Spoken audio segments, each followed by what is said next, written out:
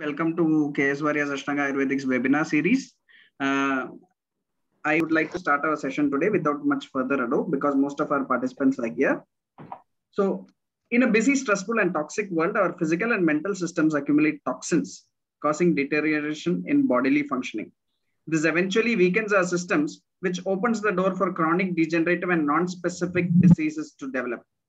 These can evolve into serious specific diseases, ultimately damaging an individual's health and wellness. Panchakarma can help by reversing these negative effects of daily living. It can restore your natural state of health and wellness by cleansing your body of toxins, bringing balance into your system and improving bodily functions. So today's topic for you is Panchakarma good for me? The speaker is Dr. Devika R. Deshmukh, MD, Ayu, Panchakarma consultant at Kerala Ayurvedic Clinic, Mumbai. Dr. Devika is a state and nationally certified massage therapist and health educator, CMT, through National Holistic Institute, San Jose, California, since 2015. And she is a fellow of Institute of Indian Medicine since 2016, also a registered master Ayurvedic specialist, certified through Association of Ayurvedic Professionals of North America, APNA, since 2017. Having 12 years of experience in handling international clients, she is a frontline health expert and ambassador of Pinkathon Fitness, an organization that helps retain physical and mental wellness for women of all ages. Dr. Devika has done doctor's safety training for COVID management in Vileparle West, Nehru Nagar, to detect and control the spread of COVID infections in Mumbai slum areas in April 2020, arranged through RSS organization. She has been an author, and under the guidance of Dr. P.H. Kulkarni, she co-edited 2 books in 2016, Abhyanga Tantra, Ayurveda Massage, and Yoga with Ayurveda. She has also been a webinar faculty at the International University of Yoga and Ayurveda, Florida, USA, since 2015 till date, and conducts many online courses. Dr. Devika is an expert consultant and webinar faculty at SattvaAI.ai, a US-based Ayurvedic wellness since 2020, and specializes in topics related to pre-conceptual Panchakarma, women's wellness, prenatal and postnatal Ayurvedic care, healthy pregnancy, and healthy newborn care. She carries 8 years of experience in teaching Ayurveda to laymen and students of Ayurveda coming from India, US, UK, Middlesex University, and Europe to Kerala Ayurvedic Clinic, Mumbai, SDM College of Ayurveda, Hassan, Yoga Kshema Spa, Hassan, Karnataka. To mention few affiliations and corresponding responsibilities of Dr. Devika are Global Ayurveda Conferences, Pennsylvania, USA, Ayurvedic Teaching Faculty via webinars since 2015, Council for Ayurveda Research, USA, an Outreach Committee member for 2015 to 2018, Admin Panel Research member since 2019, and Association of Ayurvedic Professionals of North America, USA, Brand Ambassador since 2016. Dr. Devika loves organizing and conducting meetings to help plan Ayurveda conferences in Bay Area, California, also leads an enthusiastic folk and semi-classical dance group, and they conduct various cultural events in Bay Area, California. Dr. Devika was awarded the prestigious Vagbata Award 2016 for excellence in Ayurvedic teaching by the Association of Ayurvedic Professionals of North America in recognition of exceptional talent, efforts, and erudition in Ayurvedic and Vedic sciences at the 18th International Conference at Bastyr University, Washington, USA. She was conferred the title of Ambassador of APNA by the Association of Ayurvedic Professionals of North America in 2017. She was bestowed the title of Best Fit and won the crown as Mrs. Vileparle in October 2019. We are glad to have her as the speaker for this webinar to share her experience and guide us on all aspects of Panchakarma treatment and how good it is for everyone. I think this is a question which everybody has. What is Panchakarma? That is one question. The other question is Panchakarma the right thing for me? Most people think Panchakarma is just the massage part. There are many things associated to Panchakarma, which Dr. Devika can explain in detail. I would also like to add here that Dr. Devika was my senior in college, and we used to be associated not only just in the academic sector. She was the cultural secretary of the student council, and I was the assistant to her. So I would like to ask Dr. Devika to please come forward and take up the stage. Thank you very much, Manish. I am really humbled to be here. Thank you for reading out all the introduction of me. That makes me feel, oh my God, इतने साल हो गए, you know. But thank you so much for asking me here to host this beautiful topic of Panchakarma. That is my heart and soul. Ayurveda has always been there with me since last 2 generations now, and practicing it in Mumbai, especially in a busy city like Mumbai, gives there is a clear-cut clarity rather to what people want, what people know, and what is the misconceptions around Panchakarma rather. So I thought of taking this really, open and easy first topic, the most asked topic, that is what is Panchakarma and is it good for me? So thank you again for having me. I'm not able to hear you. One second. So yes. I would just like to remind everybody here that if you have any queries, you can just put it in the chat box for now, because we need not interrupt the talk in between, just like how I did right now. And the queries can be answered at the end by the doctor, which I would read out the queries to her and she can answer. So everybody kindly please put yourself on mute. Thank you, doctor. So please continue. Thank you. So to begin, today's topic is Panchakarma good for me? When you think about Panchakarma, the word is separated out into 5, that is Pancha and Karma, those are procedures. So exactly what are those 5 procedures, and are they only 5? It is like going into a family. So I'm going into a family, I'm going to meet my relatives and their surname is one, but there are a lot of members in those family, right? So take it as Panchakarma is a family, and there are many things apart from those 5 Panchakarmas. There are also many other karmas that come into picture. When you say that, hey, I am undertaking a Panchakarma session, or I want to undergo cleansing via Panchakarma. Panchakarma here is very easy, at the same time pretty complex to understand.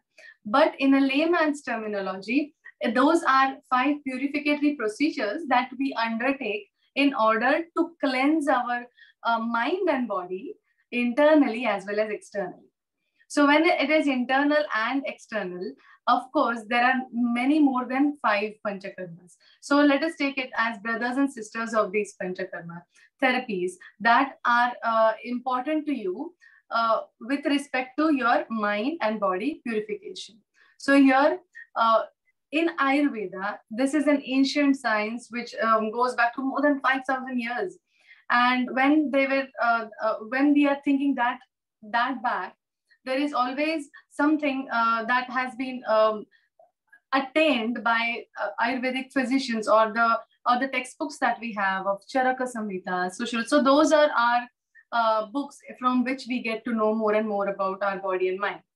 It is always that the definition here talks about a healthy individual to begin with, that is a swastha, and an unhealthy individual, that is aswastha, the person who is at ease and the person who is not as ease, so dis-ease. So here the basic concept of it I would like to highlight is, are you healthy? And if you think you are healthy, then still can we prevent illnesses? So that is where a role of Panchakarma, or our role as Ayurvedic physicians begin, to let you understand how you can prevent certain illnesses. This is the only science in India, or I would say me being abroad for a few years and coming to know about their Western modalities of treatment, like Chinese medicine and American medicine, studying some of those, naturopathy also. So coming to know that what is a distinguishing factor is, this is the only science that talks about preventing illnesses. So how do you maintain your health in a day-to-day basis in order for you to prevent falling sick? How amazing is that? And then second thing that it goes into touching aspect of, and then second thing, curative aspect of it as well. So if I am already undergoing something, then how can I regress its progression, and how can I feel better or not have a relapse of it? And that is where this purificatory measures help us take the disease out from its roots completely. And that is how healing occurs. So this might take 1 year, or it might take a month, or it might take several years together.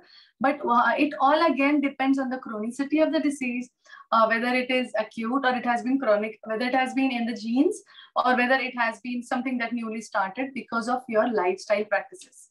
So more than anything else, I am a Ayurvedic lifestyle consultant who specializes in setting things right for you at this given point of time.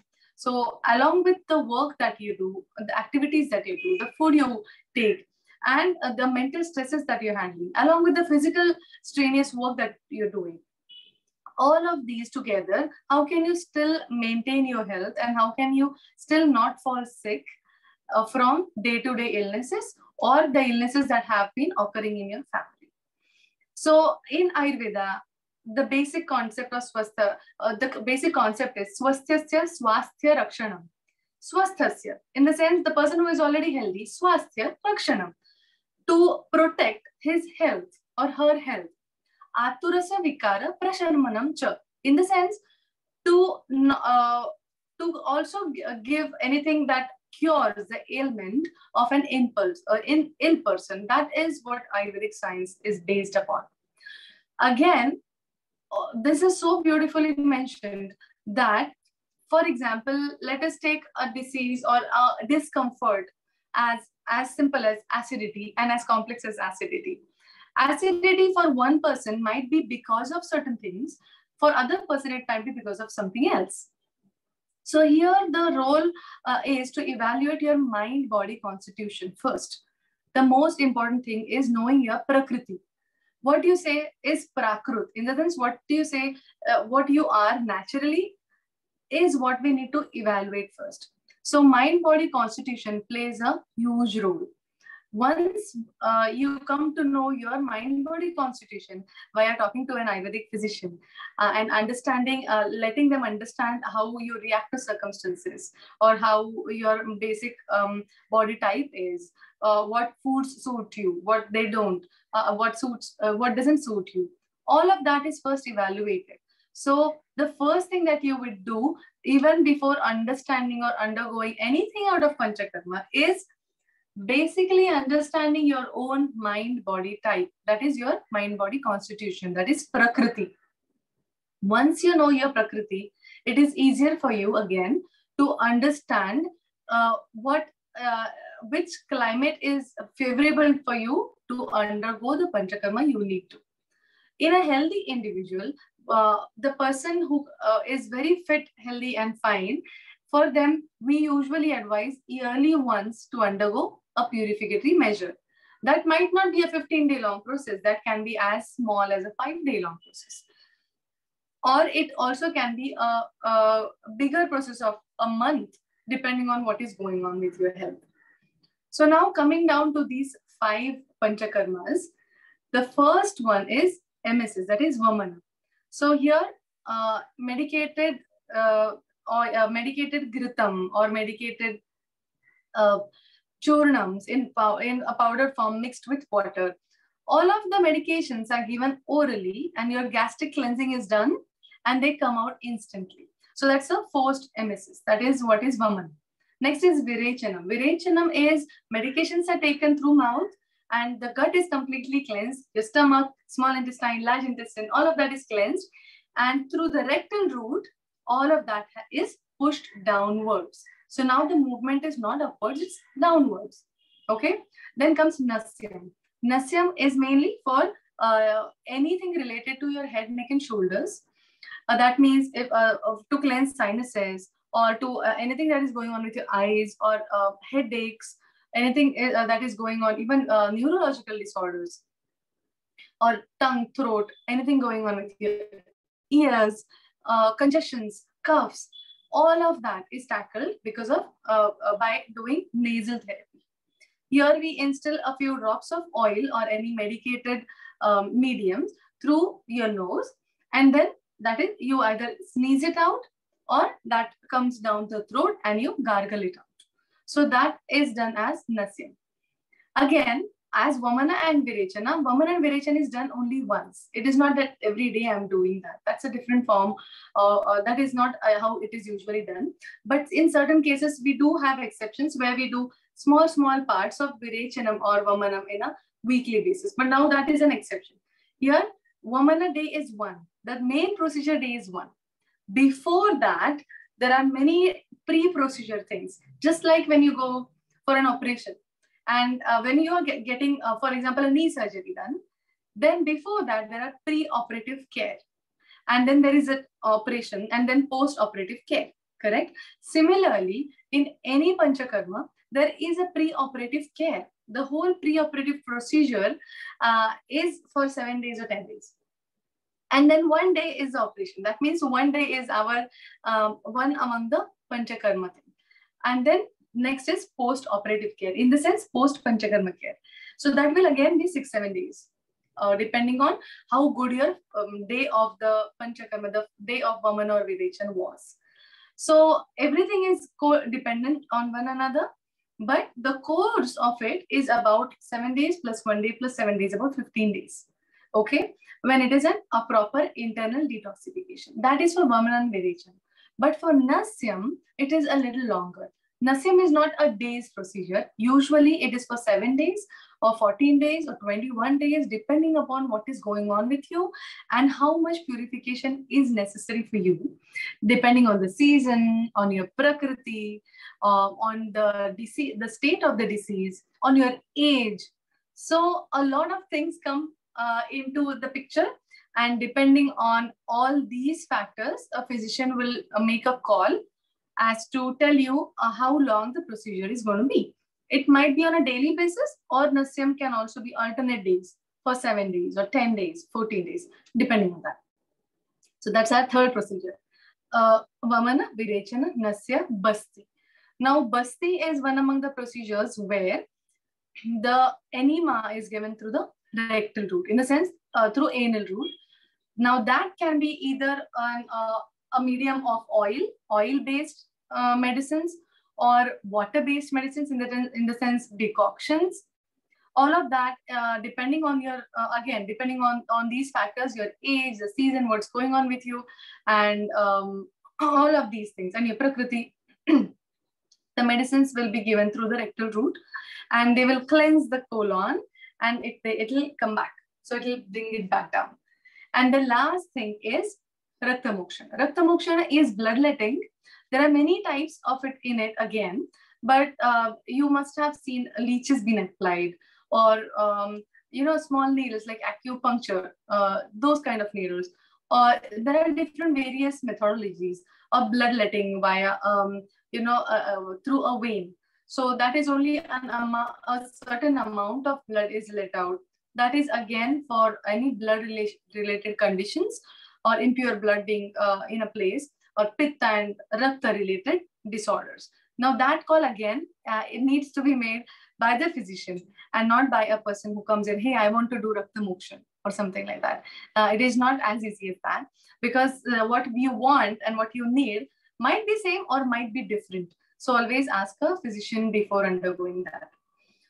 All of these 5 karmas are the main procedures, right? So let me write that down here. I don't want my light to be on this board. So give me a moment and I'm going to switch that off. Okay, I think, is this better? All right. So now we know that it is Vamana, Virechana, Nasyam, Basti, and Rakta Moksha. Now all these 5 again have their own brothers and sisters, which actually form the major procedures. Like when you say a massage, Ayurvedic massage. Now Ayurvedic massage falls necessarily in the first, the pre-procedural part. Okay, so pre-procedural part, in that you will have different types of internal medications. You will also have different types of body massages, or different types of procedures which need to be done in order for all the doshas to come out. So what are doshas? Doshas or anything are actually energies. Let me switch on the light again. So doshas are necessarily energies of our body. There are three energies mainly told in Ayurveda. The energy of initialization, or you are initiating something. You are starting the engine. The energy that is called as vata, the first energy. The second one is the energy of transformation. That is the energy where you maintain certain things. You transform from one thing into another. That is the transformative energy. And the third thing is the energy of either being static, stabilizing, or degeneration. So something to break things down. So that is the kapha energy. So vata, pitta, and kapha are the three energies of our body. Now, for any bodily functions to occur, of course, we need the whole thing, right? For any car to start, we need the ignition, we need the motor, and then we also need to have the brakes, or we need to switch it off so that it will come to a standstill. And we will reach the place we want to. So all of these three energies are always in a different proportions going on in our body, depending on the season, depending on your age. So our whole motto is to keep those balanced. And now, how do we balance those? The balancing of those will be as per what age you are at, because in the earlier phases of our life, Ayurveda talks about kapha energy being dominant. Now, kapha energy is also an energy which stabilizes things. Okay, it doesn't necessarily always degenerate it, no, but it builds and also stabilizes and keeps it compact. So gives us stability, mental and physical stability. It develops, that is present in our growth of bones, our bodily structure, our composure, all of that. Next energy, later on in our 20s and 30s and 40s and 50s rather, that is where pitta will be dominant. So that means transformation is going to be more dominant. Absorptive powers are definitely increased. We are much more energetic and active. And that is where our pitta is more dominant. And then in the later parts, after 60s, that is where vata energy comes into dominance, where, though there is movement, but on movement, there might be sounds in our joint, or there might be a little bit tendency of constipation, a little bit more dryness, which you have never seen before. Like in my clinical practice now, over the past 2 years, I want to share this experience that I have been having. So I specialize mainly into women's health care. I also specialize into hormonal changes that occur, premenstrual care, PMS, heavy bleeding, or anything going on with gynecological issues. And I have noticed that in the last 2 years, there have been more and more cases of either menstruation stopping early, that means menopause being attained at an earlier age, or disturbances with the menstrual cycle on a way that suddenly there is no menstrual cycle happening in between, and then there are two months pass by, and then again it starts. Or also psychological disturbances. Of course, since we are in COVID and this is a phase where a person is not able to go out, venture out, the energies that those are building inside sometimes causes more harm than good. And so I am seeing all these cases mainly happening. That is again because of the mental stress that a person takes, and also because of the lack of activity that we do. So though all other things remain good and same, your activity changes. So your mental stress increases, and that causes an impact on a female's body seen very easily, because at least in a female, every monthly cycle denotes a healthy uterus or a healthy functioning of the entire body. If that is not taken care of now, then that can lead to an early menopause or different types of stresses that the body undergoes. So it is quite astonishing that since January of this year, there have been more cases of that, and I've been treating that with pure Ayurvedic care, 100% Ayurvedic care, and they are getting good results and resolving with the help of treatments like Basti, mainly Bastis. And Basti, because it again attains to the lower part, below the navel part, and also with viration in certain cases or other types of modalities. So when we come to Vaman Virechan, Basti Rakta Mokshan, the first few pre main Panchakarma care would include Kati Basti, that is building a well-like structure and then pouring hot oil in that. Now, you usually use that in order to have good joint mobility. If there is anything going on with the joint and you have swelling or you have pain, degenerative changes in the spine or in any of the knee joint or any joints, and we undergo that for a few times. And then we also give different types of massages. Massages are based on either oil used as a medium, medicated oil, or powders or cream mixed with oil. So that is also a different type of massage that we do give. We also give Potali Chikitsa. So this Potali Chikitsa either comes in Panchakarma care or the post care. Potalis are made up of either some drugs which are wet, in the sense we take leaves and roots and barks of certain things and we have it all fresh. We stir it with oil, medicated oils, and then after stir frying it, we usually put it in a bundle. Now this bundle is used as a potli to give fermentation for all full of our body. What it does is it lets our skin absorb the medicated parts into the skin and into our body and put them into circulation. And at the same time, it takes away all the toxins coming out through the sweat, because there are three modes of our excretion, right? Urine, feces, and sweat.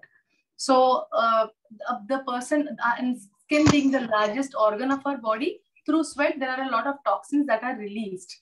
And that is why all of these massages, like even the powder massages, all of it is followed up by a steam, that is full body steam.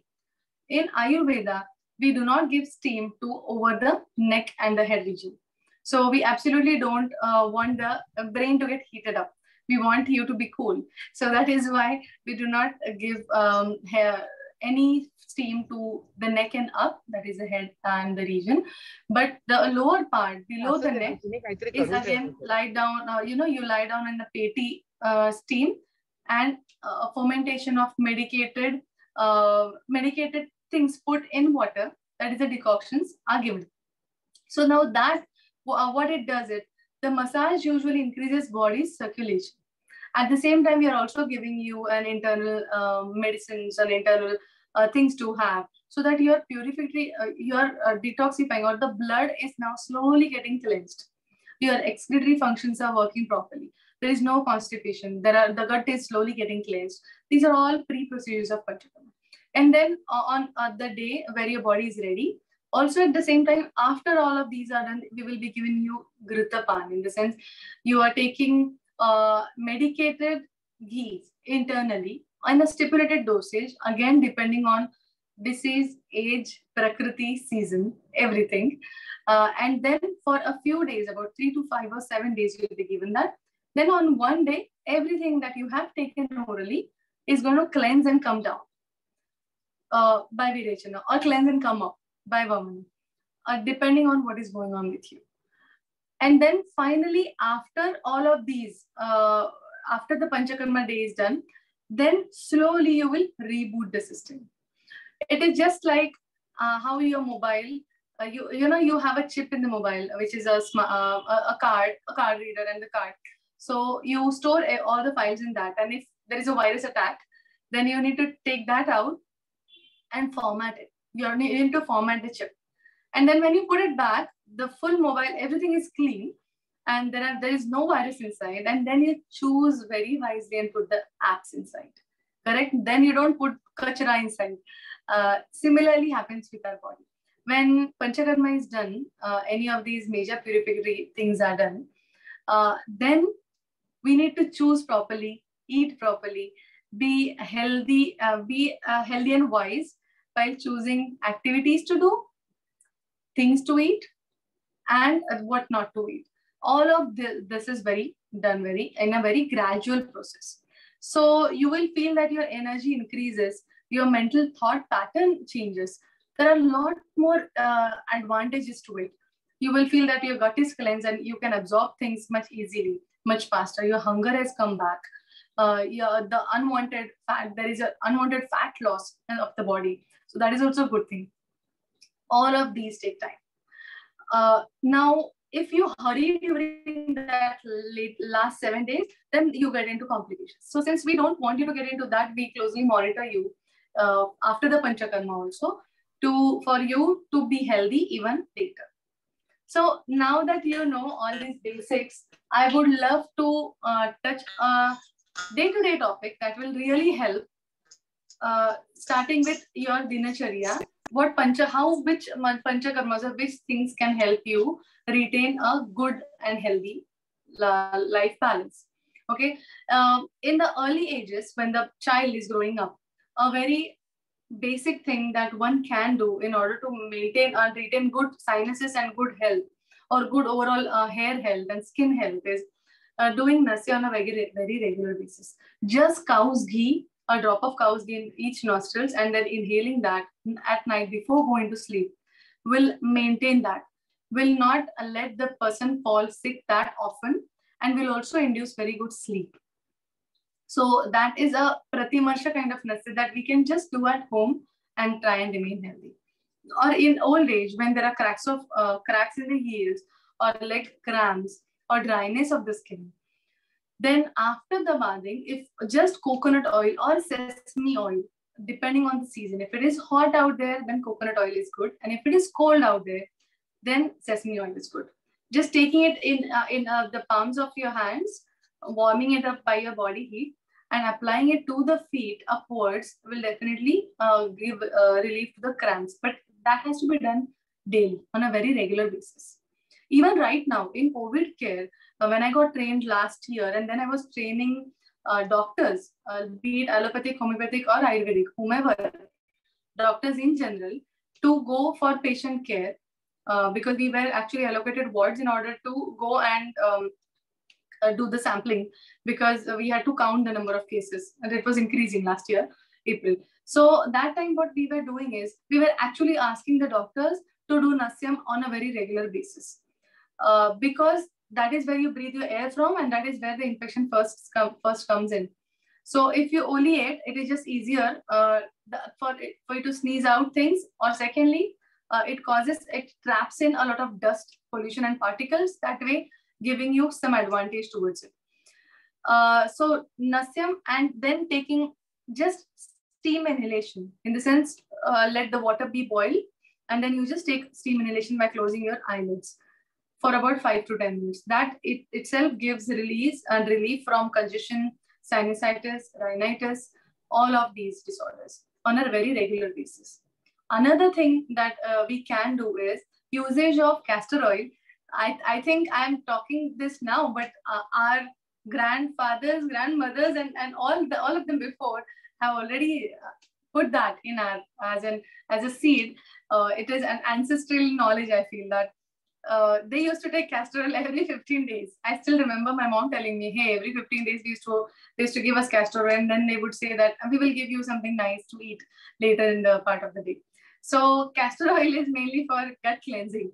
So increasing the intake of ghee, or homemade ghee, or butter, homemade butter, and buttermilk in the later stages of life, in the sense after 40s, when there is dryness that sets up of our hair, skin, or there are constipative tendencies, then increases that intake, increase the intake to a little bit more in your meals, and you will see that there is no more constipation, or rather my dryness of the skin is gone, because now vata takes place. Vata energy is a dominating one. It dries up things a lot. So in women and men after 40s, increase in that intake would definitely calm the systems down and cause relief in cases of constipation and other things. So I have touched that topic mainly because everything is related to our gut, and gut cleansing is very important for our brains also to work properly. The neurons present in our gut equalizes the neurons present in our whole spinal cord system, and there is such a big science to it. So our intuition also increases once you have a cleaner gut, and you will have a cleaner mind. So Panchakarma, whether it is good for you or not, is a very good question that you can ask your physician or any Ayurvedic MD or Ayurvedic BAMS doctor that you know. And then depending on your prakriti and the time of the year and every activity that is going on with you, with relation to food intake or your outgoing and how you are doing throughout the day, depending on how much time you have, definitely dedicate that spot where you will know your prakriti, and that way you will know which months of the year are best if you want to undergo panchakarma cleansing. And if not panchakarma cleansing, then we have small detoxifications, that in the sense 3 days or 5 days. And you can do that not necessarily coming and getting admitted to hospital, but also you can do those being at home and taking the care via a phone call or consult. So there is a poll here, which is the largest organ in our body. Let me wait so that everyone can answer this.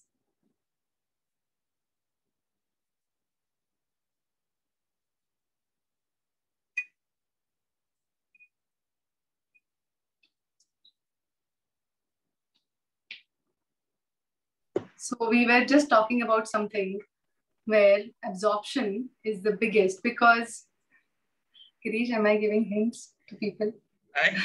Yes. So I think we can end the poll now. Yeah. So 75% have answered right, with skin being the answer. A few are thinking about large intestine. A few were also thinking about small intestine. But there is no doubt, because this confusion can happen, because the large intestine as well as the small intestine, both are very large organs in the body. We do not think of skin as the organ. That is why. Very true. Like our large intestine is 6 meters long, and our a small intestine is 6 meters long, and large intestine is 1.5 meter long. So how long that is? But longer than that is our skin, because so that is what we need to understand, and that is why the external therapies that we give, including Navrakiri or Physical or Abhyangam, that is full body massage, is very important, because that organ is not just responsible for throwing things out like sweat, but also responsible for absorption in a direct basis. Very nice. Very nice. Yes, Dee. So you can please take it. Yes. Okay, perfect. So I think if there are any questions that I would love to answer those, if there are any questions whatsoever, so that depending on that, it will be easier for me to continue further. I understand. So anybody, if you have any questions in between this session, you can surely put forth the questions as per the speaker. So she is very comfortable taking the questions in between as well. So any questions? Okay, there are 2 questions. Girish, if you could read that out to me. I'll do that. So 1 second. Can Kashaya Vasti be given individually who doesn't went through any course of Panchakarma treatment rather than Virechana or Vamana? Yes, again, Basti, there are 2 types of Basti. Either one is a ghee based Basti, ghee or oil related, let us say oil enema or Kashaya Basti. Correct? That can be given if your Prakriti is Vata Prakriti, and if there is the season supports you, and you just want to maintain your Agni properly. In the sense, so in Ayurveda, there is a huge concept of Agni. So Samadhatu, Samadosha Samadhatu, Samagni Mala Kriya, Prasanna Atmendriya. So all of that actually defines Swasthya. If you want to retain a good swasthya, in the sense health, your Agni, that is your digestive power, needs to be good. All the doshas need to be balanced. So in order to maintain that balance, you definitely can undergo, but the doctor will give you a schedule. So we usually don't start with Kashaya Bastis. We start with oil enema, and then we go to either alternative oil and Kashaya Basti, or however the doctor plans it out for you. But you can, so consult a doctor, know your Prakriti, know whether you have Vata imbalance, and then you can plan for the Basti. But yes, you can. Thank you, ma'am. So the next question I have is, hi, in skin diseases, we see Ayurveda first increases it, and many people switch to steroids. That is the end of that line, but I think I understand what this is leading to. I think this is a very common perspective. Yes. So can you please answer that? It is. Okay. So what happens with skin disorders is, usually skin related issues are come to Ayurvedic physicians the last. So usually corticosteroids or something or topical has been applied. And when you start giving panchakarma, why you see the increase is there is nothing that you are giving in order to curb that down. You are rather taking it slowly out of your body. Okay, so your skin or yourself and your internals don't know what's going on. Majority of the times, the organs, let us take the organs a little bit like confused that, okay, what is going on?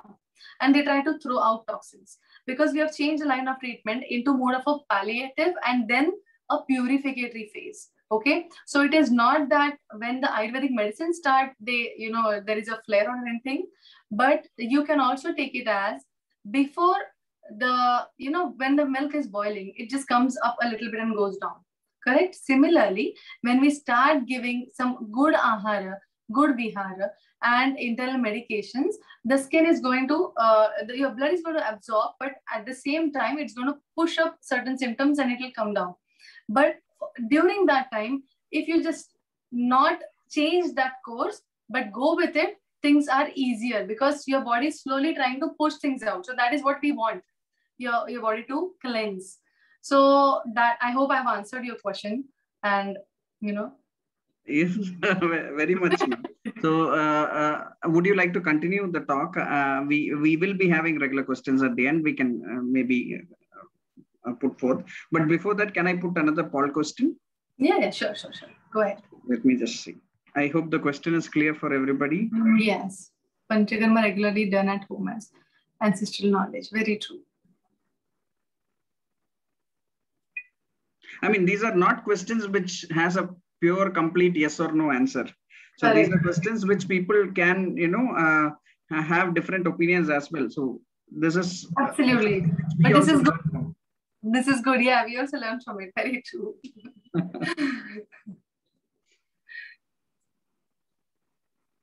I mean, there would be people who would also say there are other things other than the three options put here. Very true, and we would know that if there are, there are people who definitely also do a weekly. If they have more of pitta or hyperacidity, then they do the vomitings as well. So, yeah. So did you get the results? Yes, I'm still getting a few more results. Good. Okay. We'll wait for at least 20 people to respond, and then it's already 19 now. Nice.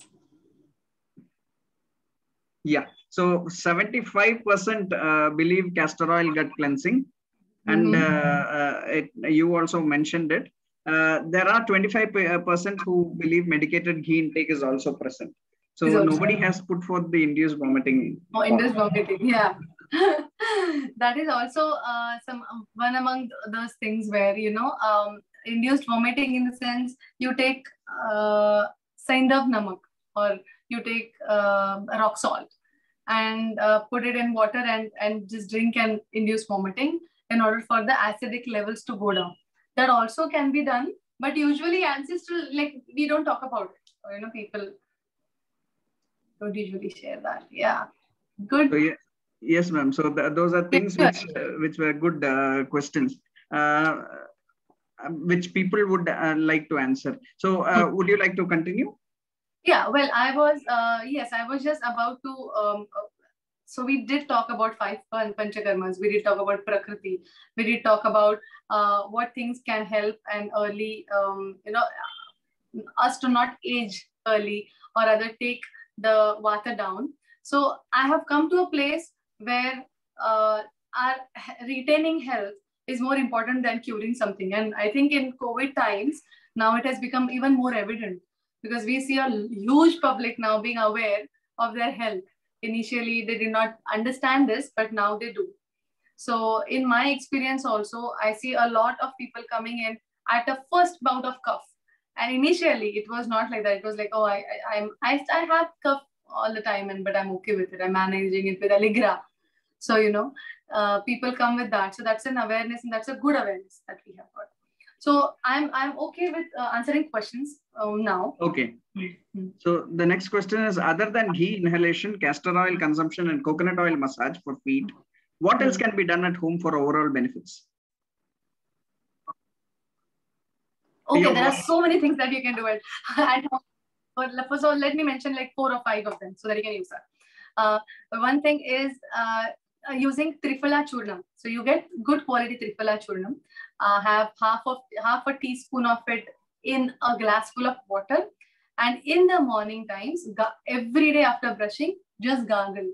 You can teach your 3-year-old, to gargle, because that is how their vocal cords will strengthen. The voice quality will enhance. They will not have any whatsoever diseases that infect the throat.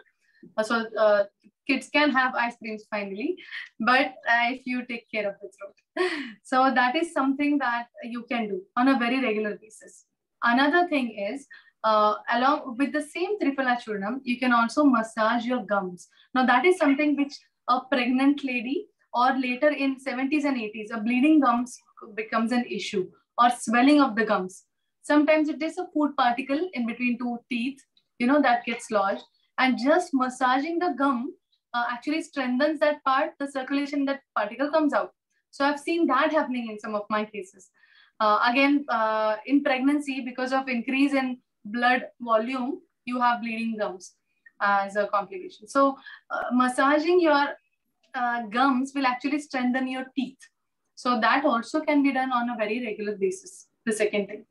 Third thing I would definitely mention to a younger generation now is, instead of using conditioners, or rather, those, leave-in conditioners or things like that for the hair, in order to stop hair fall and in order to have a natural good shine and goodness to your hair or conditioning to your hair, apply a little bit of coconut oil to the hair every night before sleeping. That gives, that reduces the dryness. So after 40s also, the dryness sets in. So that is a very natural conditioner, and that can take care of your hair very nicely. At the same time, 2 to 3 times a week, massaging your scalp with the oil of your choice that suits your hair definitely increases the blood circulation. So there is a misconception that oil should not be used, or, there are many people talking about it.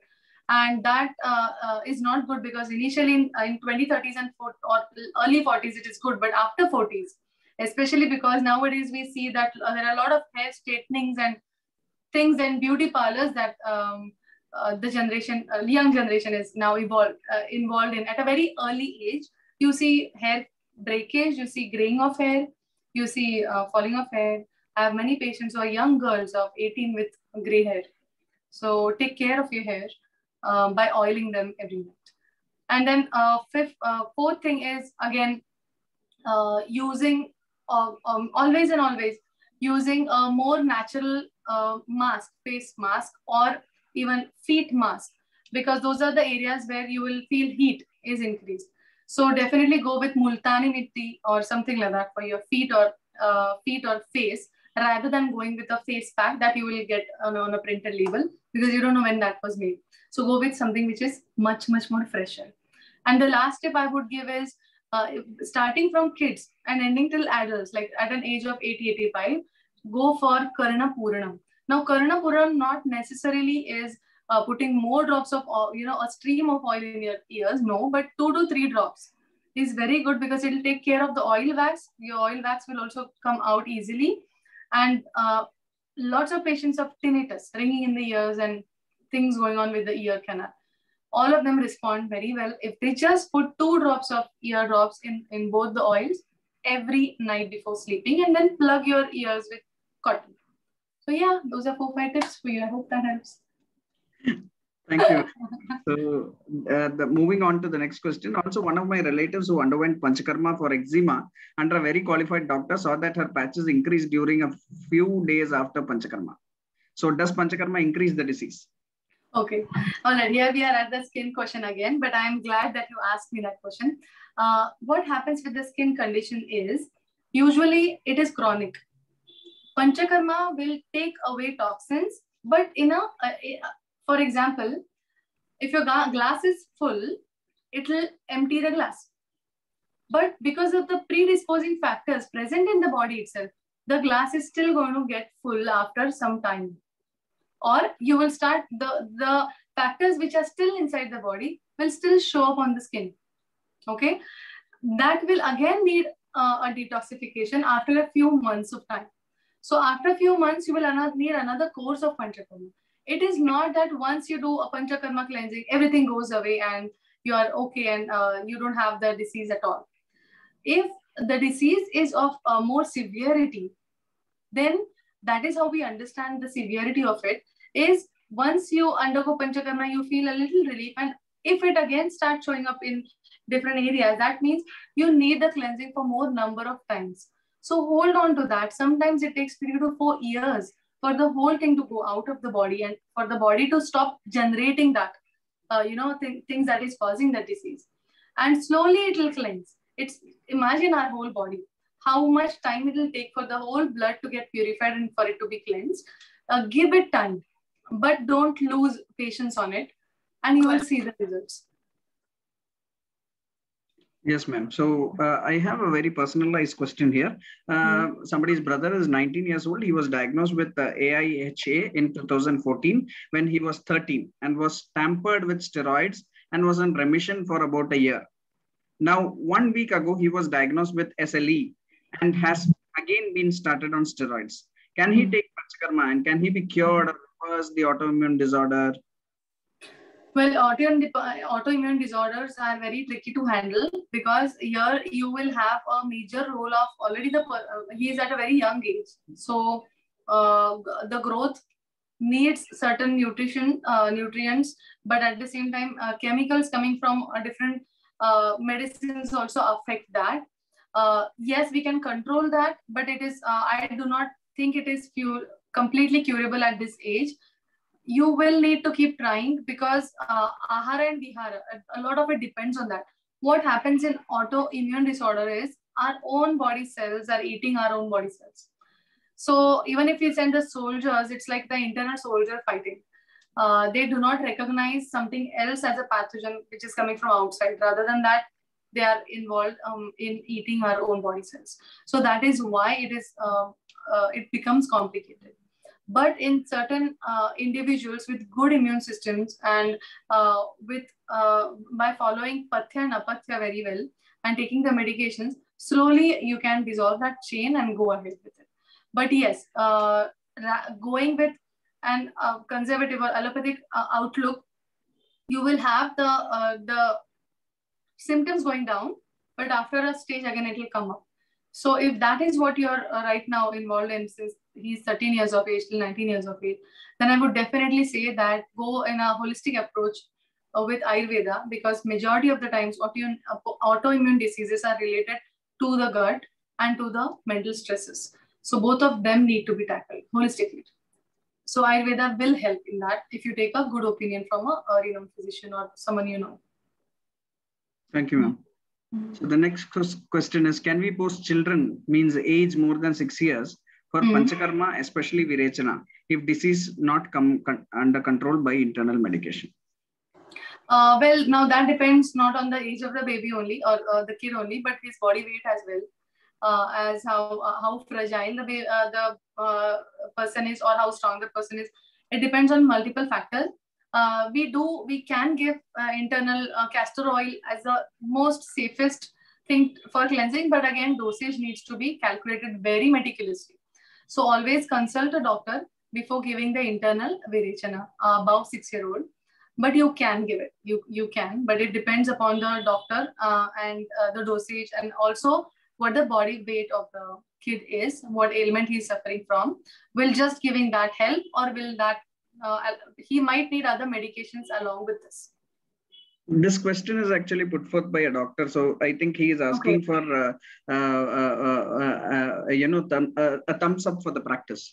Okay, yes, absolutely, you can. So that was Dr. Krishna, my classmate, if you remember.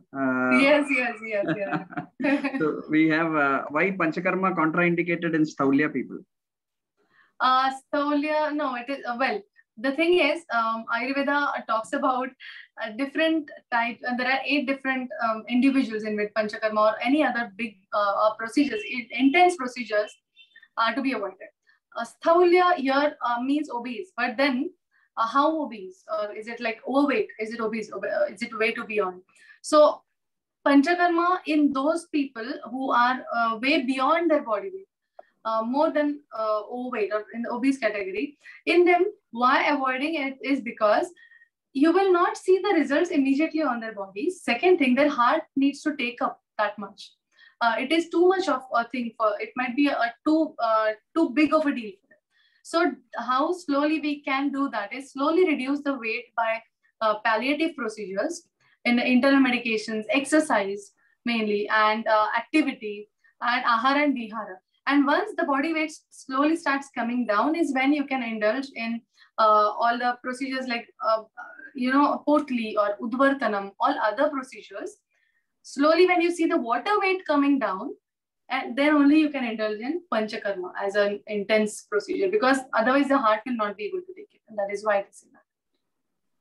Yes, ma'am. Thank you. So the question is, okay, there's another question. Is Ayurvedic COVID management all about improving immunity or fighting the virus also?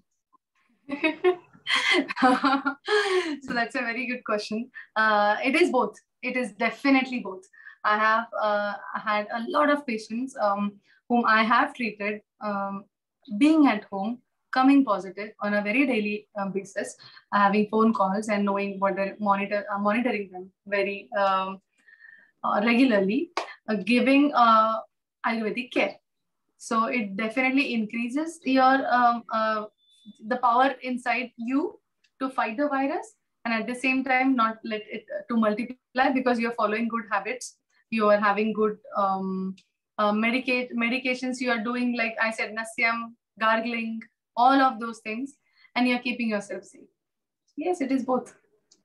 Thank you, ma'am. So I think I have something to add here. Me, myself, we Ashtanga, the clinic system has all been treating COVID patients, at least through over the phone or something like that, for some time, even positive patients. And we do see that it is, see, the question might be constructed a little, the construction is it just increasing immunity or fighting the virus? If you ask, is it just increasing the immunity is actually there to fight the virus.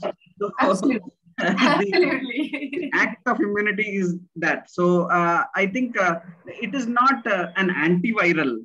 Rather, it is something which wholesomely helps the body to find any kind of external factors which affects the body and neutralize it. Yes, absolutely true. Very, very good addition to it. Very true, yes. So the next question is, does Ayurveda believe in the concept of food allergies at all? Absolutely, it does. Like, okay, there is a continuation to that, I think. Ayurvedic medicines contain many herbs. What are the chances to prevent any allergic reaction to those herbs when you apply them externally or take them internally, especially in case of skin diseases, as their skin barrier is already damaged, as the drugs don't come under FDA approval? Can you reframe the question and put it so that I can understand?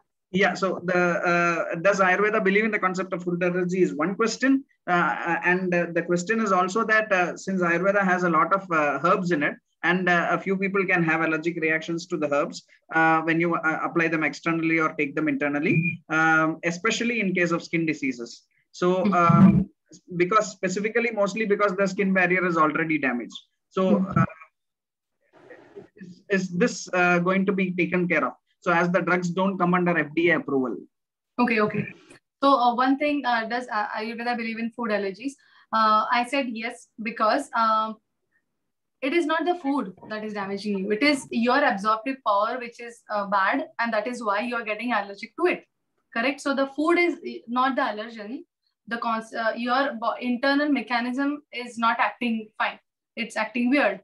So that is why you're not able to absorb that food, and that is causing trouble inside of you. So absorption here needs to be taken care of, and your internal body needs to be set in a way in which whatever you eat, you absorb very well. Majority of the times, these food allergies resolve themselves after a few years. We have seen that happening in majority of the cases. If your immune system is stronger, you will see that as for example, if a baby has peanut allergy. When I was in the US, it was very, every kid had peanut allergies, or, some of the other allergies. And I feel that is also the cause of a very sanitized environment. Here in India, we don't have that. we put our hands in dirty in the soil, and we have really good immune systems starting from birth. So that's a very good thing. So we avoid majority of the allergies because we are immune to them. So that is exactly the mechanism as in how your body becomes immune to some things. Let the allergy occur, you still avoid it for some time, then you retest yourself again. And if that food again causes you, you will see that there might be a regression in the symptoms of that. So, but definitely it might need some medications and care. Second thing, for skin, if you're applying external lip balm, not all of the skin related issues might require an external application only. Some medications might be just internal and they would do you good. And going about FDA approval, though if there are things which are FDA approved or not, it depends on whether your body will suit it or not. For example, if you go into allopathy, corticosteroids are going to take things down, but later on, that is the steroidal effect for which you take the help of Ayurveda. So though that is FDA approved, it is not actually resolving any issue. Here comes the part where you need to have a good pharmacy. You need to have a good place of origin. You need to know where you're buying things from so that you will have good results. Okay? Thank you, ma'am. I think that was a very comprehensive answer. So, the next question is, many people catch a cold when they use oils that are particularly made for hair growth. Those that contain Bringaraj. What do we do for that? Also, oils like Durduradi Taila are prescribed for dandruff. Some say oil increases dandruff because it is a fungus. Is dandruff a fungus, Malassezia globosa? Okay, so the first question is Bringaraj. Okay, so if you apply any hair growth oil at night before sleeping, and you have a tendency towards cold, or you're not able to, some people are intolerant towards cold, or you sleep under a fan or AC, then definitely anyone would be congested by the time you get up in the morning. So make sure that whatever oils that you're applying, apply during the day and not at night fresh before you go to sleep. That way you will prevent falling cold because your scalp is getting too cool. It is getting way too cooler. So these hair growth oils apply during the daytime, and if you're applying at night, take a good hair wash in the morning and apply some Rasnadi Chudam to your anterior frontal nail. That is how you will not fall cold. That is how you will prevent falling cold. Second thing is regarding dandruff. It is not just an oil that will cure the dandruff, but it is why the dandruff is there is the first question. So if you go to an Ayurvedic physician, they will first take down what and all things are going on with you. Dandruff is caused because of constipation. Dandruff is caused because of hyperacidity. Dandruff is caused because of something external, that, oh, you have been using this shampoo or then something, and that is drying your scalp. Okay, so the question is not whether it is a fungus or bacteria or whatever composition of the dandruff, it is why it is happening. So that is what needs to be assessed and treated, not just the dandruff. You get my point? So if you have dandruff and I understand, oh, you have a constipative tendency, I would rather treat your constipation, and by that means your dandruff is going to get automatically cured. So yes, that is. And another thing I would like to add is here in Durduradi Taila, the main constituent is not this. It is not the oil. It is rather the Durdura. So the Dikshnata of that is going to remove of the fungus, if at all it is fungus. Exactly. It is a Durdura Patra, which is the main constituent. Yes. So next question is, ma'am, I heard your answer for skin panchakarma. So in Ayurveda also, just like allopathy, skin diseases keep on recurring, especially in chronic cases like family history and all. So these people need to be lifelong dependent on these panchakarmas. Then will their disease ever go away completely at all? I feel, yes. So I feel that skin diseases, yes, they are. I can totally empathize with that. Skin diseases are the most tricky. Especially they are very they're very upsetting for the person because it is the skin. It is something that shows, correct? So it is very distressing, and a person can feel that, oh, lifelong I have to go with that, but that is not the case. It depends on your age. And then, like I said, not to lose hope really soon that, okay, one panchakarma didn't cleanse me, so I have to be on this lifelong. Nothing is lifelong. Change is the only constant. So, but definitely give yourself 3 to 4 years at least, depending on how chronic it is or if it is running in the family. And keep holding on to the holistic way of healing, it will come down. I think I'm just reminded of a talk a few talks back, a few months back, by my father, the executive director of the company. So there he has, Mr. Shashivarya has mentioned, those days we had Shushrutas and Charakas. Why don't we look for Shushrutas and Charakas of these days? One thing.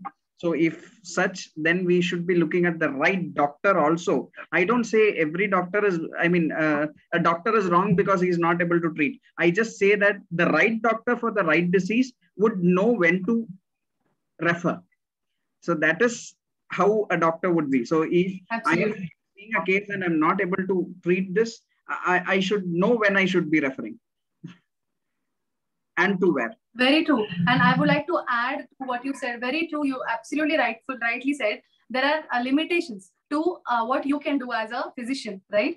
And there are limitations to IPD and OPD practice too. So if a person is going into an OPD to resolve a skin issue, which the doctor feels is very deep, oh no, this might take time, then referring that to an IPD place or a place where a different type of care would be taken is very important. It is rather solving the case rather than, rather than keeping it at a standstill. So very true. You have pointed it very, very rightly. Also, here at Ashtanga, there was a learning curve for me, which has taught me that there is no medicine that is actually needing to be a permanent part of your life. You can actually get out of medicines with the right kind of care and the right kind of attitude towards your body. Absolutely. And then here the mind and body both play a very important role. So if the person is dicey all the time, and then that also delays the healing process to a certain extent. Confusions, it's Vata imbalance again. Physical imbalance of Vata can be managed by Basti, but mental imbalance of Vata has to be managed by meditation and some other techniques rather that would help the energies to focus. So for that, definitely whatever other care you need to take or collaborations you need to do or referring you need to do, you have to do for the patient. Very true. So the next question is role of Pichavasti in Atisara. In which type of Atisara? Can you say that again? Role of Pichavasti in Atisara, and in which type of Atisara it can be given? Well, Atisara again, though you see that as or loose motions, loose stools, you see that it has to be evaluated whether there is any at all content of blood in it or not, no blood in it, since how long it is, and whether it is full of ama or it is not amaja. Depending on that, your Pichavasti is going to be decided. So I cannot answer that as and how it is. There are many evaluating factors to that. That question is put forth by one of our doctors. So I can actually definitely. So the next question is why Panchakarma is indicated when we have powerful medicines for all the conditions. So there are two types of care. I think I should thank you for asking me that question, because that is what I had left maybe talking. So there are two types of care. One is palliative and one is purificatory. Okay. So palliative care is something that can be managed because by giving some internal medications or giving something to apply. So it is like a thing that goes on for months together, and it is given when you know that okay, this disease can just go away because of certain things. For example, if there is a cough and cold which is not very chronic, then okay, some things which will take care of it at that moment in that season, depending on the person's prakriti. But you see that happening over again and again, and every season it is coming back, or certain triggers are triggering it, and you are seeing that happening again and again. Then the roots are deeper than you thought they were.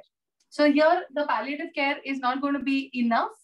So you will have to go with purificatory panchakarmas. So that is where panchakarmas actually play a role. When you know, oh, this has been happening since a long time, this is getting intensified as in how the days go, this is making me worry, and this is causing hampering in my functionality of the day, and that is where panchakarma comes in picture. So there are two different things. First thing, we always go with palliative care. If not, we go with purificatory one. Yes. Thank you, ma'am. So there are quite a few questions. I might be jumping a few questions because of the time as well, constraint as well. But still, the next question is, can we give Basti in a bulky uterus? Well, bulky uterus depends on what age of the woman is, what other symptoms are with it. Is it also causing heavy bleeding or not? What phase of the menstrual cycle is she reaching menopause, or is it also associated with PCOS? All of these are the questions that come. But Basti, yes, can be given. Absolutely, yes. The quantity or the composition of Basti will be different, but we can give that for bulky uterus. Yes. One other question is, do Panchakarma expenses are reimbursed by all health insurance policies? I think yes. So most of earlier it was not. Nowadays, yes, most of the insurance policies cover it. Yes, yes, they do. Whether Panchakarma is indicated in Swastha persons? Yes, at the beginning of the talk, I said that it is for two. One is for Swastha, one is for Atura, or a person who is not Swastha. For Swastha, to maintain good health, to delay aging, to keep your Agni in the sense to keep the metabolism at a good rate, and for you to prevent falling ill, is when you do a Panchakarma cleansing. So that can be done once a year, depending on the season and your body type. Yes, we can do that. There is another question. How do we differentiate increase in skin disease symptoms after Panchakarma as a physiological thing, as you mentioned, from a physician's negligence or a procedural fault? Did you personally come across any such cases where symptoms increase after Panchakarma, and what are the percentages of complete remissions in such people? Okay, just a second. Okay, so there are two, like the person mentioned, there are two aspects. One is, can you say that again? Physicians. How do we differentiate between a physiological problem? I mean, after Panchakarma, it increasing, or is it a physician's negligence? Okay. So a physiological problem or a physical. So see, there is already a physiopathological problem going on in the person's system that has caused the person to for the rashes to come in the first place, rashes or any skin disease to occur in the first place. Correct. The second thing is, if it is, like I mentioned, if it is the remissions are occurring, and you see that during the Panchakarma or after Panchakarma that has gone down and then it increased, then that means the physician was right in actually giving you the care. It needed to come down, but because of certain factors, it has increased again. So you will need either a referral to another physician who could handle or tackle that case, or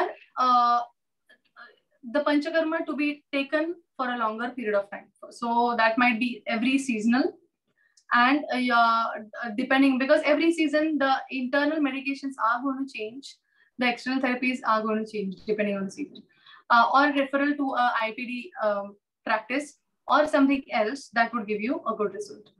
Yeah, so that is it. And I'd like to add something here. Yeah. In my practice, what I've seen is it is mostly, most of the time, first thing, the aim of the physician is obviously to reduce the disease.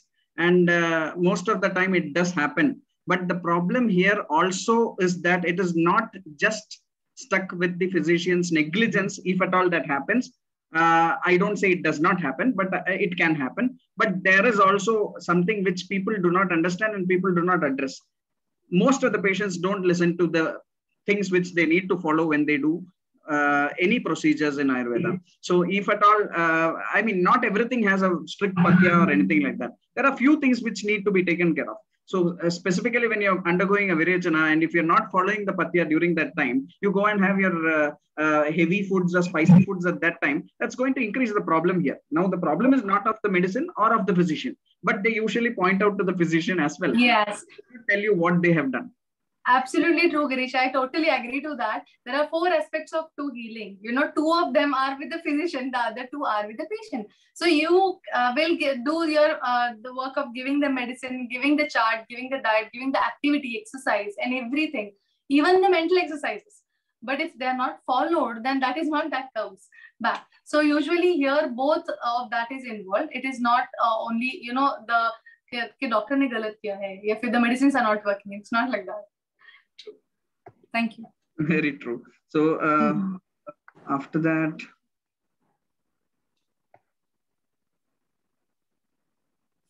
yeah, for everybody's information, the feedback link has been shared in the chat box. Please go into the feedback link and give us a feedback of today's session. Again, feedback link is shared in the chat box. Please go into the link and give us a feedback. We would love to hear from you. The feedbacks help us improve our sessions.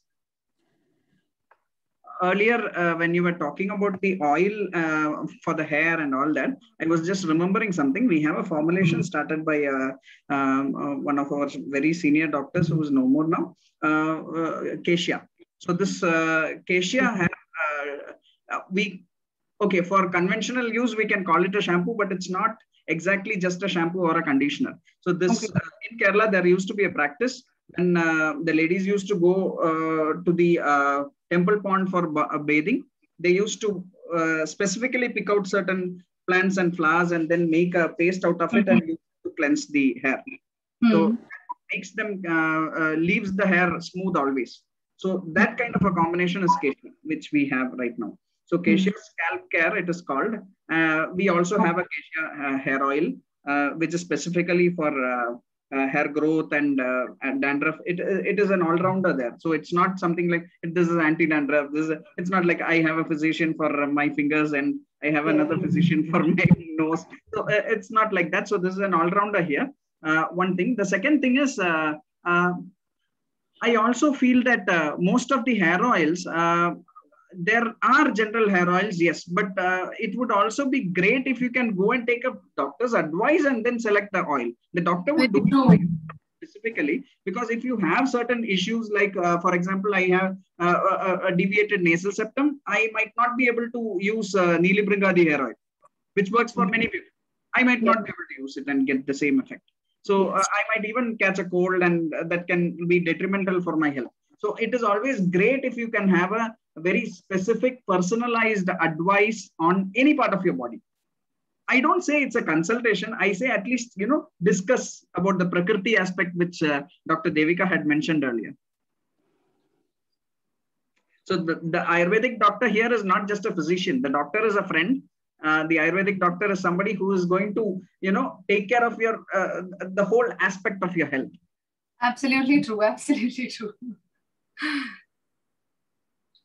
So I've got a few comments here. So highly insightful. Thank you for the enlightening session, Dr. Devika. You're welcome. Thank you. Thank you. Thank you. So there is a great session. Thank you. So, okay. Thanks for the patience, ma'am. Okay. Wish you a great future ahead. So thank you. Thank you. Excellent session. Great session, ma'am. Okay. There is useful tips, good information given to try and learn further. Thank you. Appreciate it. So what's the secret? Okay. What's the secret to your glowing skin? Any skin? Thank you so much for saying that. The secret is just like our ancestral knowledge of using castor oil. The cleaner the cut, the better the skin. And to go with the least number of products that you have, I usually apply thin layer of Shatadavta Ghrutam or coconut oil before sleeping as a night cream. And that usually takes great care. And steaming every once in a while, that helps cleanse your pores. Remain yourself with the least amount of makeup as and when you can, and that will take good care of your skin, is what I believe in. Yeah, that is it. There's a comment, I regret I joined late. Hope people be more aware of Ayurvedic science. This is from Aziz. He's my best friend. Actually, it is the regression there is because I did not send the link earlier. So, oh, no. I'm so sorry, Aziz. Okay, very nicely explained and very helpful session. Thank you, ma'am. Thank you. I hope all of you have filled in the feedback form. I have one more question for you in the poll section. So that's the last question. Let's go for it. The golden question.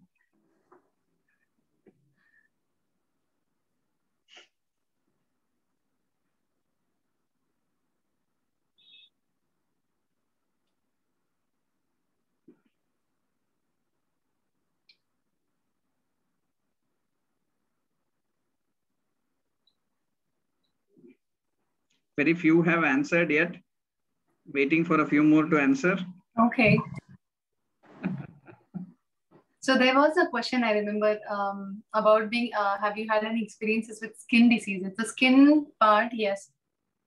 There are a lot many patients that I have dealt with skin, especially with skin.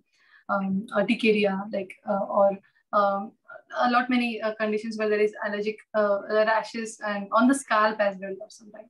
So over the neck and face. And they have, we have had really good results with Panchakarma, internal detox. One of the complicated cases that right now I'm dealing with, I am going to refer that patient to to a hospitalized setup, because we have had 4 months together, and I feel this is a time where furthermore intensive care would be needed on an active basis. So yes, we need to take those calls regularly on time, on time. Yes. Very true. I also agree to that. And another thing I have seen is we do not have this issue of different sciences having a fight against each other in many places. Of course, it is present in many places. In many places, it is not there. So, for example, where I practice, I have a very healthy relationship with a few. There is an endocrinologist. There is a orthopedic surgeon. There is also a specialist in urinary disorders. So we all work together. We refer at the right time to each other, and we have seen that it works very well. Integration is part of it. Integration does not mean the Ayurvedic practitioner practices allopathy or allopathic practitioner practices Ayurveda. Very true. Yeah. We work together hand in hand, I guess. Yes, we do. Okay, so we've got most of the answers. So are you going to undergo any Panchakarma procedures? Only one person have said no. Okay, yay! So everybody would like to go for the procedures. Amazing. This is amazing. Very nice. Thank you. So yes, earlier I did see a question on whether Swastha people also are indicated for Panchakarma. Yes, of course. Once in a while, the cleansing part also helps in maintaining your health. It is not that we are always staying pure and healthy. We'll be accumulating a lot of toxins. So cleansing out once is always good. It's always good, yes. So that can be actually better advised for you, personalized by a physician. If you can go directly to him or her, and they can identify your prakriti and then give you the advice. So there are a few more comments. Good initiative, Girish and Sashi, in arranging these webinars. Don't stop. Thank you. Yes. Thank you. Okay.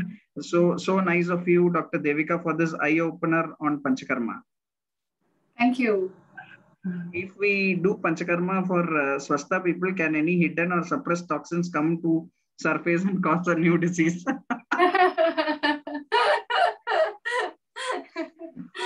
That's a very nice question, but no, fortunately not. If a person is Swastha, they are not having any much toxins. They are rather regularly detoxifying and getting them rid out of the body.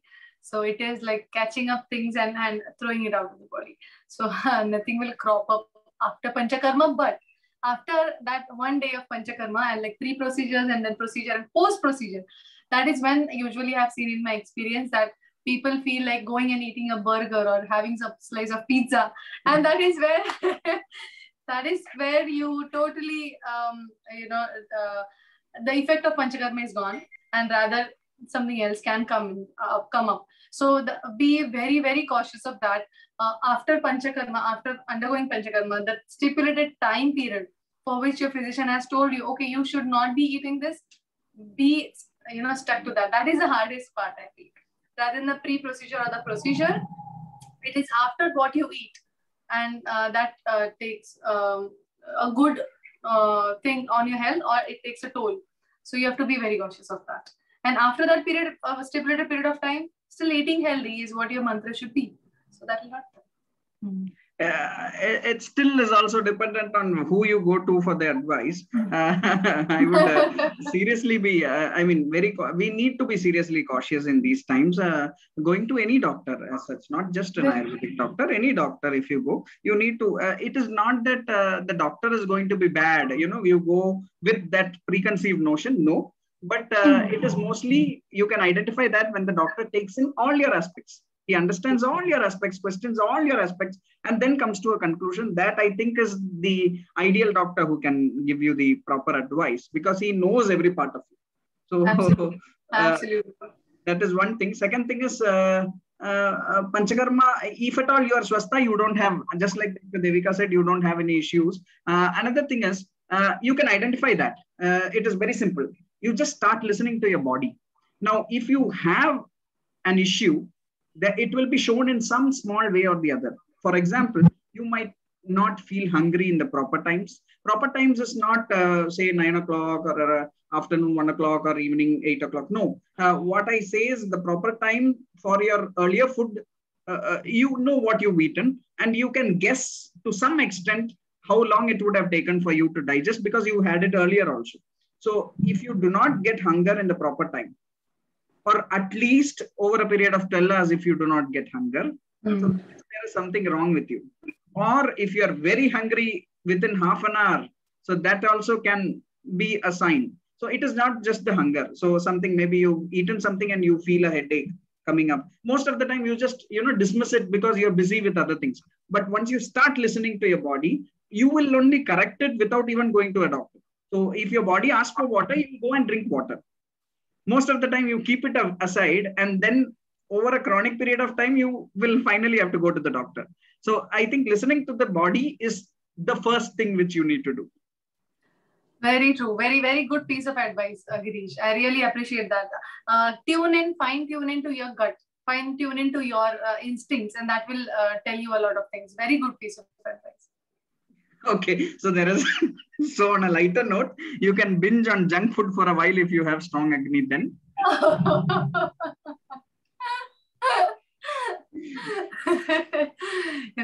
Junk is always a no, but as and how, if you are maintaining your health once in a while, it is fine to have something that you will digest. But if you will not digest that, then that's not good for you. I mean, whatever the conventional definition of junk does not always come into the junk thing. Again, when even if you've eaten the most healthiest of food at home, and still it is not going to get digested in your body, then it is junk for your body. Totally true. Yeah. So I think with that, we come to the end of the question and answer session. Any more questions? I think you can also contact Dr. Devika on her email.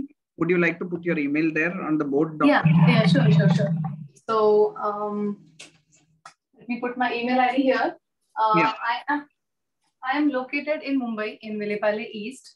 Kerala Ayurvedic Clinic is our own setup. We have since last 25 years. Both the parents are MD Ayurvedic doctors, and they practice there even I practice there. So you can either ring me up or send me an email. I'll write both of them. I just said email because I just didn't know if you were comfortable putting your phone number. Yes, I'll put the clinic's phone number. That way it will be easier for me to get connected. Yes. Yeah. So it is devika.r.deshmukh@gmail.com, and my number is 908-277-2050. That is how you can get connected to the clinic. Kerala Ayurvedic Clinic. I'm situated just opposite to the airport. So it's a very close by area.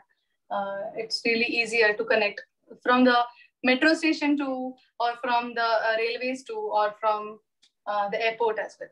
So you can reach very easily within 2-3 minutes. I would like to add here that Devika Di had not just been a senior, she had also taken classes for me. Yes. I'm glad you remember. So this is wonderful, Girish. You have been an excellent student. At the same time, you are doing such a great work for the community. Now, by spreading the word of Ayurveda, I am humbled and truly honored to be here on the platform with you and your father, taking this initiative. So with that, we come to the end of this session. We have our MD here present. I would ask Mr. TVS Warrier, our MD, to kindly put in a few words. I think he is not here. I think he had come in. He might have. He was here. Yes. Yeah. So not an issue. He is actually traveling, so that we can understand that. Even the medical superintendent could not make it at the last moment because he had an emergency. So we have our executive director, Mr. T.R. Shashivarya, kindly put in a few words, sir. Yes, the last 100 minutes have been a lot of insightful messages to all of us. Thank you very much for this, Dr. Devika. We are privileged to have you here. It's been a fantastic session.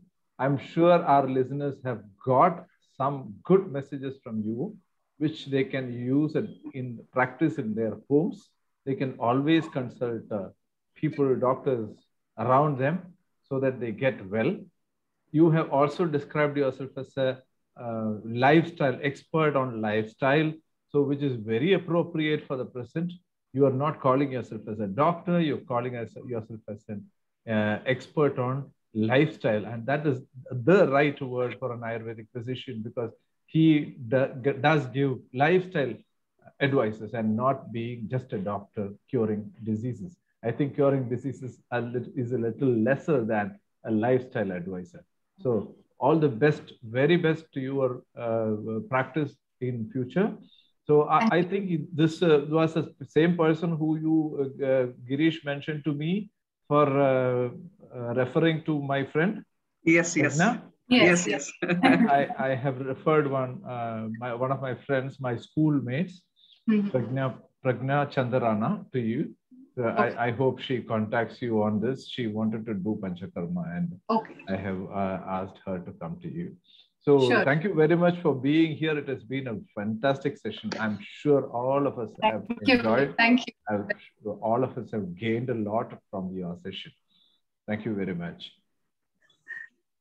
Thank you. Thank you very much. I think I'm filling in for both the MD as well as the medical superintendent who has put in 50 years of service now. So he also spoke. He is actually a very active participant, Dr. Devika.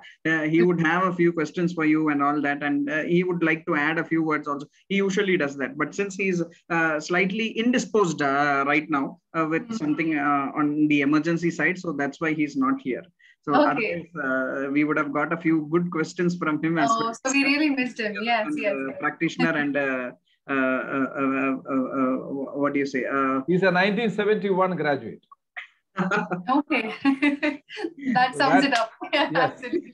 So that time it was not BAMS, it was DAM. Correct. Diploma in Ayurvedic Medicine. DAM, yes. Yes. So that's it. Your session has been fantastic because you have got around 25 questions, if I'm not wrong.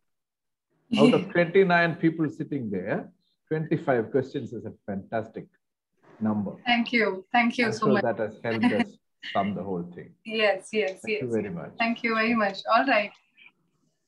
Yes, ma'am. So I think we can come to the end of the session now. It is a Sunday. Many people would like to go back, have their dinner. So with that, we come to an end of this session. Thank you very much, Dr. Devika. Thank you for being here and giving us your insight on the topic, Panchakarma. So we would like to have you here again for further more topics as well. Definitely, I'll be happy to. Quite a lot of questions came up, and I mean, people are very interested in knowing more about Panchakarma. So obviously, I'd be calling you again. Yes, definitely. There were quite a few doctors around in the session. I could see Dr. Kannan Sagar also there. Yes, Dr. Kannan Sagar was also there. Quite a few doctors were there. Yes, Dr. Ashwini. Yes, Dr. Ashwini is there. Dr. Sanjana. Hello, doctor. Hi, sir. Hi, Nice to see you here. Thank you. Nice to see you. Hi, Dee. How are you?